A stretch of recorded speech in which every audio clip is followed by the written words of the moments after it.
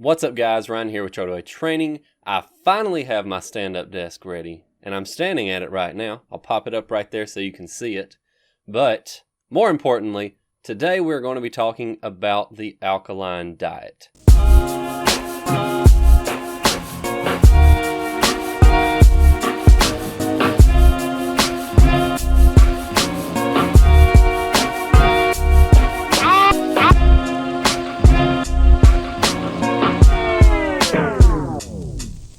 The alkaline diet has been thrust into the spotlight because there are several celebrities and professional athletes that swear by this diet and say that it's the best thing ever and that this is what you have to do to be healthy and to stay lean, which are the main claims around the alkaline diet.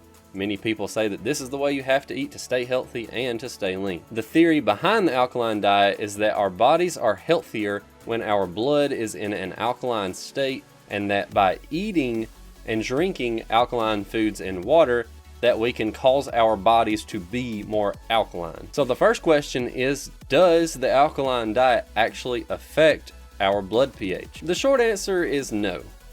Blood pH ranges between 7.35 and 7.45, and our bodies keep a very tight hold on this. Our bodies work very hard to keep this specific range of blood pH. And if the body didn't do this, well, you wouldn't be alive to watch this video right now. So be glad for that. To really drive this point home that what we take in is not going to dramatically affect our blood pH, there was an experiment that looked at giving sodium bicarbonate injections into the patients. And what the study found was that after receiving the injections, the patient's blood pH on average only changed by 1.29%. And in case this still isn't enough to convince you, take a look at this pH scale right here. The pH scale starts at 0, works its way up to 14, where 0 is the most acidic, 7 is neutral, and 14 is the most basic. Now our stomachs have hydrochloric acid in them, and our stomach acid sits at between a 1.5 and a 3.5 acidity. And that's very acidic. And as I already mentioned, the blood pH sits between 7.35 and 7.45. Now let's look at drinking water. Alkaline water typically sits between a pH of 8 and 9.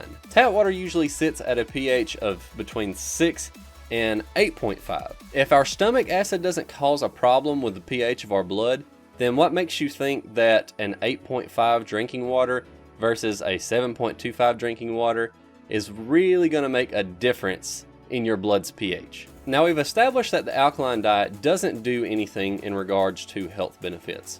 But what about fat loss? As surprised as you may be to hear me say this, the alkaline diet actually does work for fat loss. Let's look at why it works. Look at this food list that I'm going to put up on the screen for you for foods that the alkaline diet tells you to and not to eat.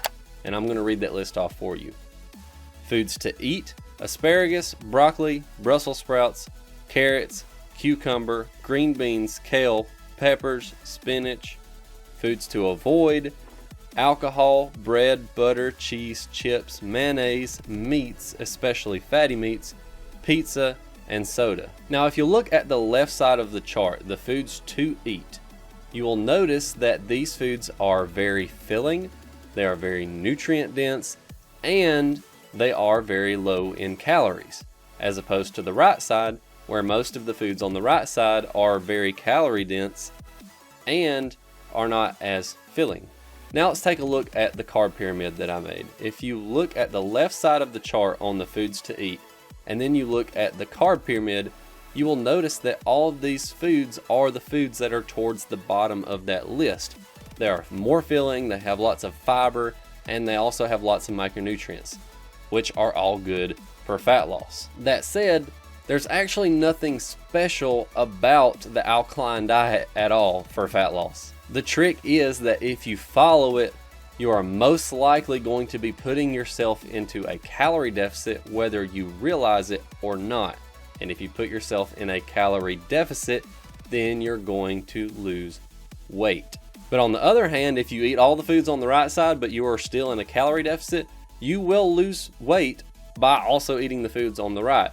The trick is that most people aren't going to be counting their calories and if you're eating all the foods on the left, you're going to get full faster, so you'll be unknowingly putting yourself in that calorie deficit. There is one more thing that I want to point out before I end this video, and that is that the Alkaline diet tells you to avoid meat and dairy products, and this is bad advice. Quality animal source protein and dairy are both important for fat loss, and dairy has unique health benefits to it. In the end, it comes down to what I tell people all the time. Don't be tricked by fad diets. If you want to be lean, eat less calories. If you want to be healthy, eat nutrient-dense foods. There is no quick fix. As I've said many times before, the slow and steady approach really is the fastest way to shed fat, to look better, and to feel better. Thank you so much for watching this video. If you liked it, give it a thumbs up. If you found it helpful and think that others will benefit from it as well, please give this video a share on your favorite social media platform. As always, God bless you and your family, and I'll see you next week. But one more thing I do want to mention before I end this video is, according to the Alkaline diet, you should not...